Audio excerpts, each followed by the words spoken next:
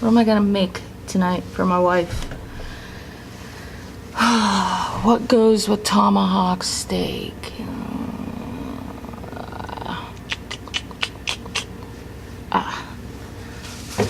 Yes. Parsley. Garlic. Red onion. That's gonna make chimichurri. Now what else can I make?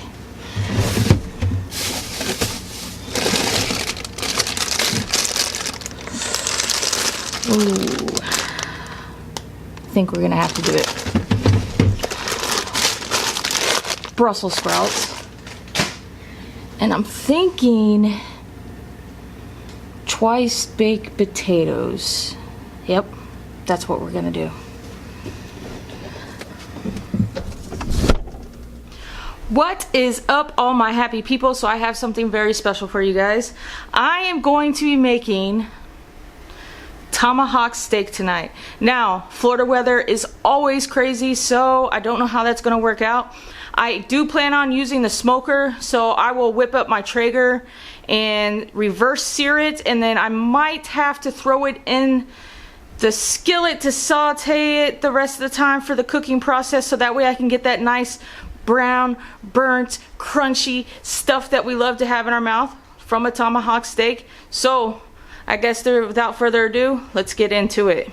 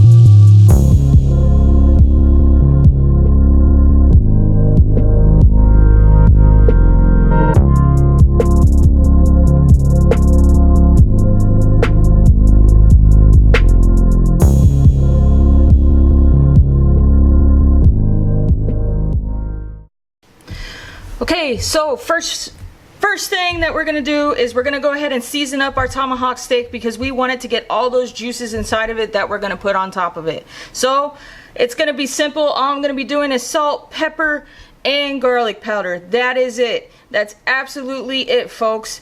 Then right before I stick it on the smoker to reverse sear it, I might rub it a little bit in extra virgin olive oil, but I'm not sure yet if I'm gonna do that. So let's go ahead and get the seasoning started.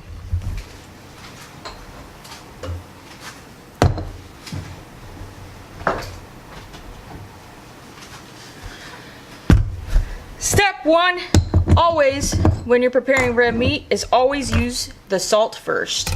You want that to be salty, all right? Now, in my opinion, you can never have too much salt on red meat, and that is just me, my own opinion, all right? So we're gonna go ahead and press that down a little bit. Flip it on its side, use your clean hand.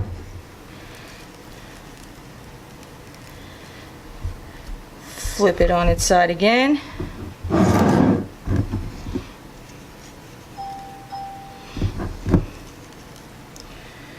Now, a good leftover for something like this, because you're probably thinking, oh my gosh, Whitney, how are you and your wife going to finish that tomahawk steak? Honestly, I love red meat. I could probably eat it every day. My wife cannot. So, what I usually do, and I got this tip from my mom, so thank you, Mom. And for all the moms out there, of course, that probably taught all us kids how to cook, she makes beef stroganoff the next day with her leftover sirloin or porterhouse or T-bone or whatever kind of steak she makes. She always makes leftover beef stroganoff. So that's probably what I'm gonna do either tomorrow or the next day. Probably not tomorrow, because tomorrow my wife and I were going to a comedy show. So probably not gonna be able to get that done tomorrow. Go ahead and hit it up with some garlic powder. You can be generous with this as well. Take one hand, flip it, get all sides of the tomahawk.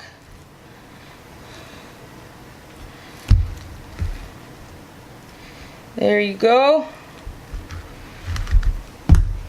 Rinse this hand off again. Now it's time for the ground pepper. Now you can use black pepper that comes out of the shaker if you like. I like mine to be a little bit more coarse, so that is why I'm using this, alright? Flip it, rinse it, flip it, rinse it. Doesn't that remind you guys of that game where you're like, touch it, pop it, throw it? I don't know if you guys, I don't know, maybe that was an 80s thing. If you're an 80s baby, you'll know what I'm talking about. Twist it, pop it, flip it. Anyways, alright. So, now that it's all seasoned up, we're going to go ahead and throw this back in the fridge, and we're going to leave that be until we're ready to prepare it and throw it on that smoker. Alright, so next thing, we are going to go ahead and cut up this parsley. Now, I'm not going to talk through this because you guys already see me do chimichurri. It's just simply red onion, garlic, parsley, and a lot of extra virgin olive oil, and of course some salt. So,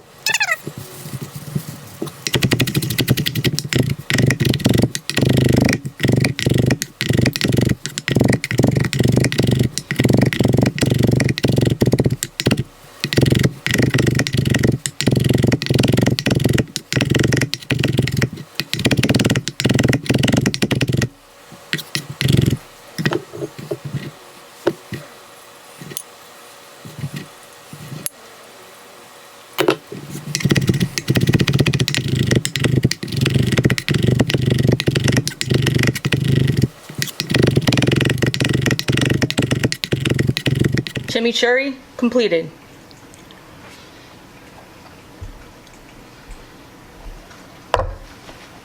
Just gonna set that in the fridge. Now, hey guys, so I already got my Traeger up to 225.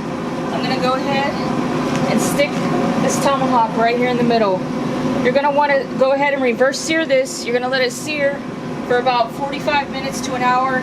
Check your internal temperature. Don't forget that you're gonna be searing it inside or on top of your grill, or simply just do it on your Traeger and crank it all the way up to high heat. So we're gonna let that rock out for about 45 minutes, maybe even an hour, and we'll see what it looks like once it gets done.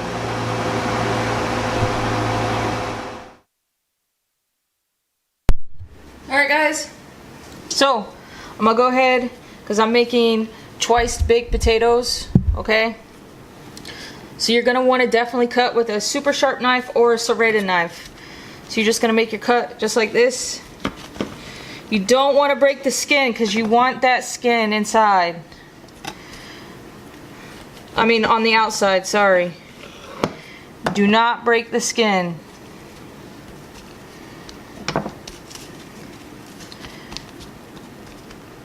That one might fall apart. Oh, looks like we're good. Alright, so it should look like this.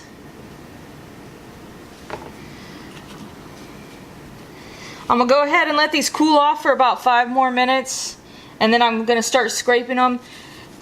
Now what you want to try to do is scrape these without breaking the skin, because you're going to stick all the filling after you get done mixing it up and making pretty much mashed potatoes. You're going to want to put that back in the bowl, and then you're going to fill these back up and put them back in the oven with cheese and some goodies. Alright, so what I'm doing is I'm going ahead and taking the filling out. Now what I have here is, this is you normally use this for fruit, okay? And you usually like take a scoop of the fruit and it makes a little ball or whatever. If you don't have that, then of course just use a spoon. So you can see I'm just lightly scooping. This is important to make sure that your potatoes are cooked perfectly and all the way through. Alright, and you don't have to get down all the way down to the skin. I just leave a little pocket in there. Doesn't have to be super, super deep in there.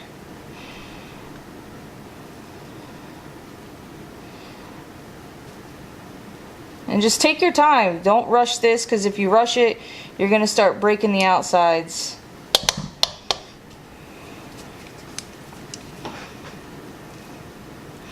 So what I have inside this bowl, you can make your mashed potatoes however you like to make them. I put a little bit of cream cheese, garlic powder, salt, pepper, and some milk. I'm going to use heavy cream. Alright? You use however you like. Now you don't want these too runny, because remember, this is going back inside of the potato skin. So I'm going to go ahead and finish these up, get this mixed all together, fill these back up, and I'll show you what they should look like once you get them all filled back up. Hey guys, this is what the potatoes look like after I got done filling them back up. That's how they should be. Put some cheese, you can put some bacon bits, and then you're going to finish it off with some scallions, also known as green onion. First things first, I'm going to go ahead and cut this tomahawk steak away from the bone so it will actually fit in the pan while I sear this.